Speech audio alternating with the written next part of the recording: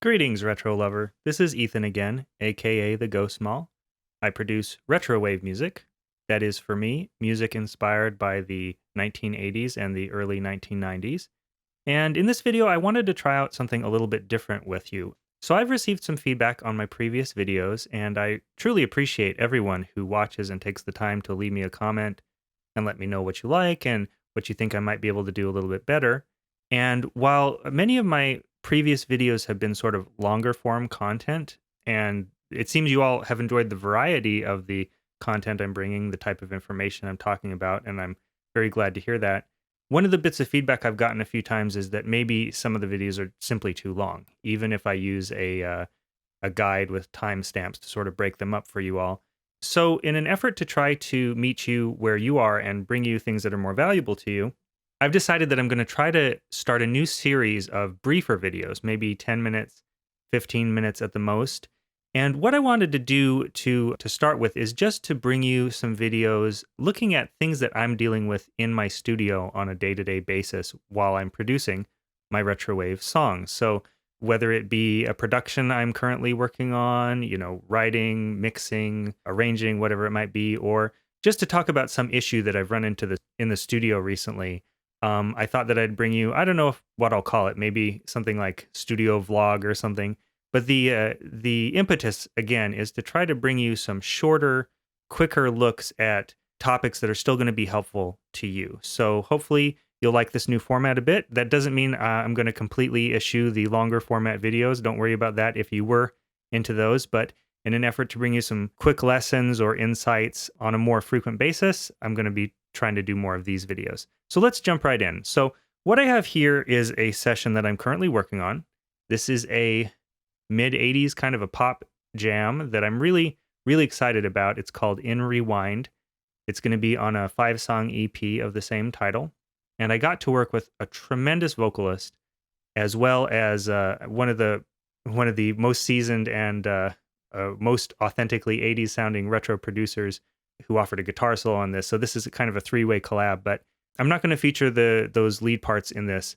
What I wanted to use this track as an opportunity to talk about really is to discuss with you a little bit about why I think arrangement is such an important phase of the songwriting and music production process, and also how if you make smart choices in your arrangement steps, it's going to make the mixing and mastering processes in particular all the more easier. So basically, if you've been following this channel for any amount of time, you probably already know that I'm a big fan of simple.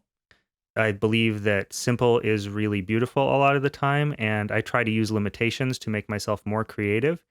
And what I've found, and a lot of pros will tell you this as well, is that sort of huge, complicated, and often they become messy arrangements, they just can't be fixed in the mix. There's often too much going on, there are too many sounds conflicting with one another, and you just end up with a big train wreck. And so the counterpoint to that is that if you are able to create deliberately while you are producing and arranging the song a more simple, elegant, and sort of purposive and thoughtful arrangement with the right sounds, first of all, you've chosen the right presets or selected the right sounds to fit together properly, or you've recorded things well to fit together properly. So sound selection is part of this, but also when you have things in where they should be and out where they don't need to be, cutting as much as you can, things just fit together like a puzzle. And then what you'll find is that instead of having a train wreck in the mixing phase, things start to sort of mix themselves. And so, I wanted to just show you this track as an example of that. A couple of sounds that I had to sort of revisit and choose new alternatives to with this concept in mind. A couple of places where I actually layered sounds, and I do want to address sort of layering a bit. I'll talk about that when I get to those parts. And just sort of using a couple sounds from this example to talk about that concept that smart arrangement and smart sound selection can really make later phases down the pipeline easier. So before I go on any further, let me play you back a bit of the first couple verses and choruses here so you can get a feel for the song. Again, it's called In Rewind. It's a sort of mid-80s pop song. I'm playing it without the vocals or the lead guitar, just so you can get a feel for the production that I'm responsible for. Here we go.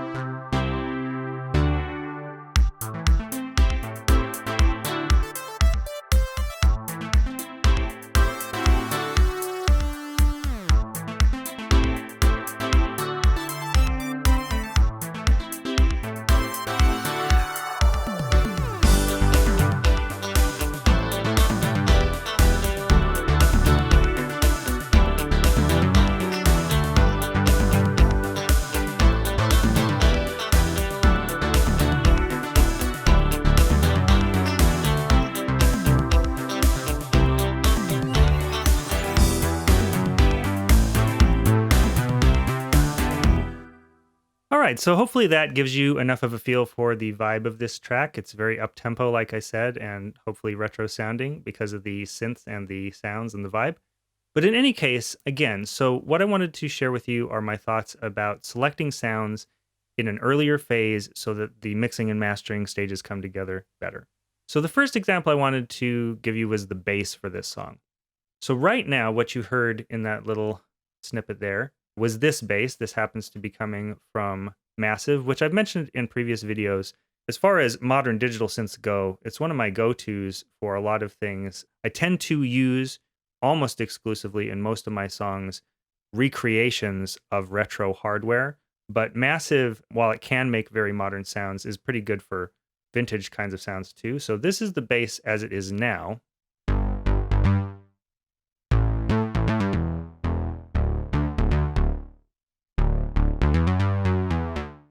So kind of a bouncy analog kind of a sound.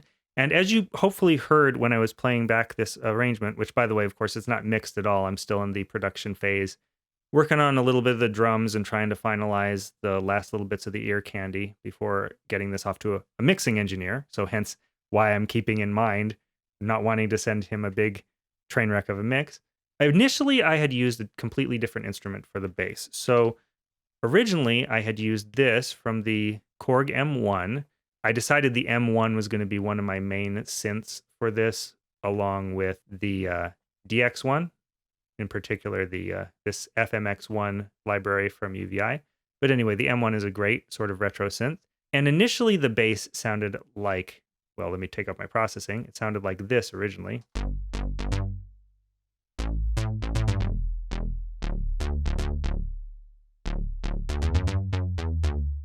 Quite different, more percussive, less sustain, really got a lot of sub frequencies. And what I found is it was not cutting it at all. It wasn't fitting right. And so I could have thought, well, we'll fix this in the mix, or, it's playing the part I want it to. I've got, played the part in and edited up the MIDI the way I want it, so it's cool, but it was going to be a real headache to try to make it fit sonically in its proper space with the sound I had originally chosen. And even after I did a bunch of processing on it, sort of in a sort of pre-mix or just sort of exploring like what could I do here, using some compression and transients and some saturation, I think 2 stages of saturation, I got it sounding a little, I don't know, brighter. Here's what it was sounding like then.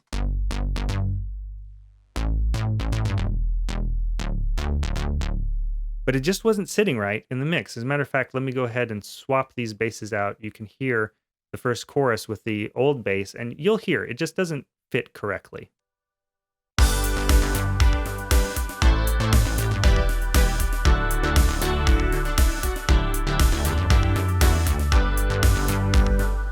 Yeah, it's just kind of like flabby down on the bottom, as opposed to this new sound.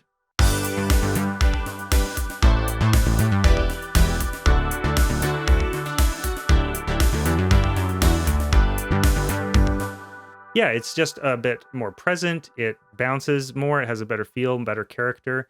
And it's certainly going to need some EQ when mixed, but it's a better starting point. So again, sound selection can be your friend. And it does take a little more time and attention in earlier stages, but it pays off later down the road.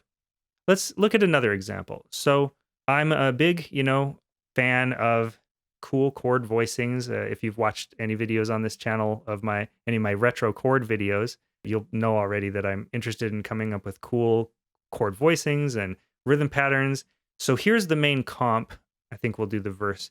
And you're going to hear the whole sound as it is now. But if you notice these 2 tracks, you can kind of see that the MIDI parts here look pretty identical, and that's because they are. So listen to these together, and then I'm going to break it apart with you a little bit.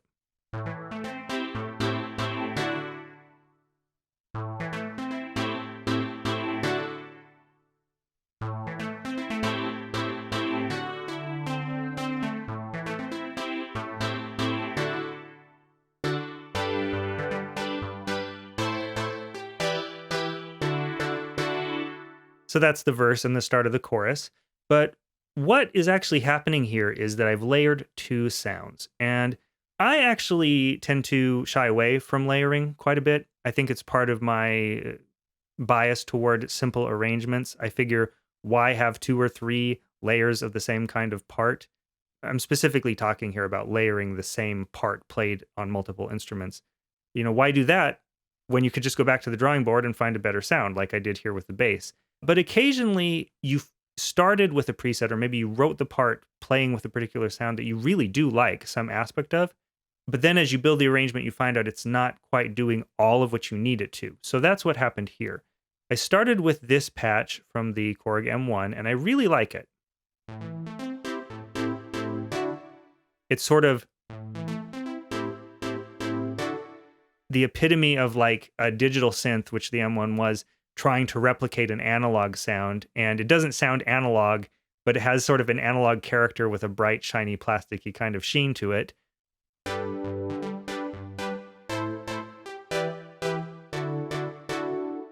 And another thing that I really liked about this instrument is that when you hold and sustain a note, it has a sort of swell to it. So let's take it over to the intro.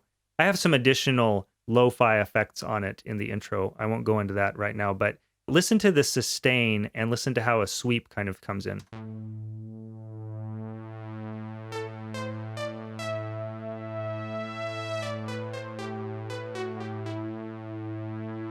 So I liked this sound, but let's take it to the chorus and take out the instrument I ultimately doubled it with, and you can hear it's just not doing enough, I think.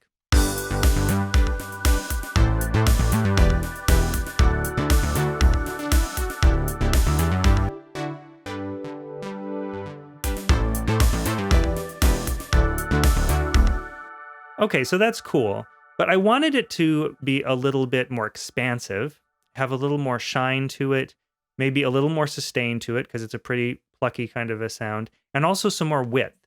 So I went searching for a sound to layer that with, and I went with my other sort of main digital synth that appears a few times in this arrangement. This is a DX1 library. And check out this sound on its own.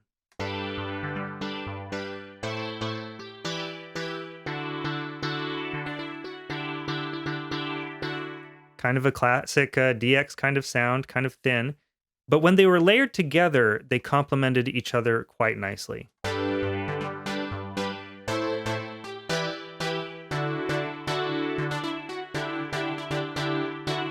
Pretty nice, right? And of course, I had to balance these out level-wise once I had chosen the sounds. I have the M1 sound significantly more in the mix than the DX1 sound.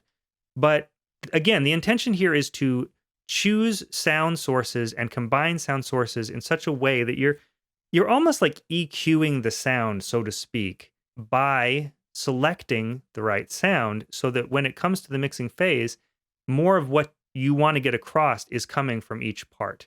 All right, this video is already going a little longer than I had intended at about 15 minutes here. So let me give you one more example, and then I'm going to cut it off with a couple concluding thoughts. Over here in the bridge, the second part of the bridge is sort of the same progression as the verse, only broken down. Check this out, and then I'll tell you about the part I mean.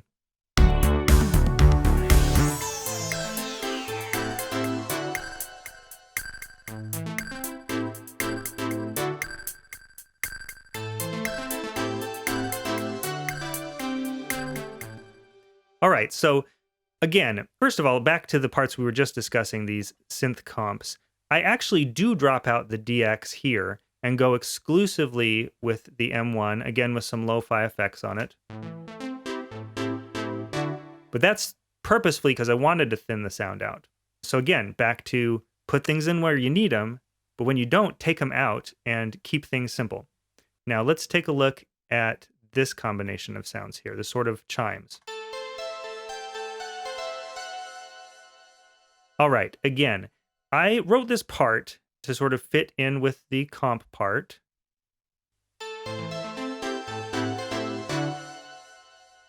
But I couldn't quite settle on one sound for it. So the first candidate was from the PPG Wave. This is the Wave Runner 2.0 library from UVI. And alone it sounded like this. Nice kind of warbly bell sound, kind of wide there. The other candidate was from the DX1 again. It has a nice ethereal kind of sound to it, but either one by itself wasn't doing the trick. So This is just the DX1 sound. You can hear that one just sort of gets lost. Here's just the PPG wave sound. That seems to poke through a little better, but it's not bright enough. So again, instead of just grabbing an EQ or some saturation, like some tube saturation or tape saturation, I decided to layer sounds to get more of the sonic profile I wanted, and it came out like this.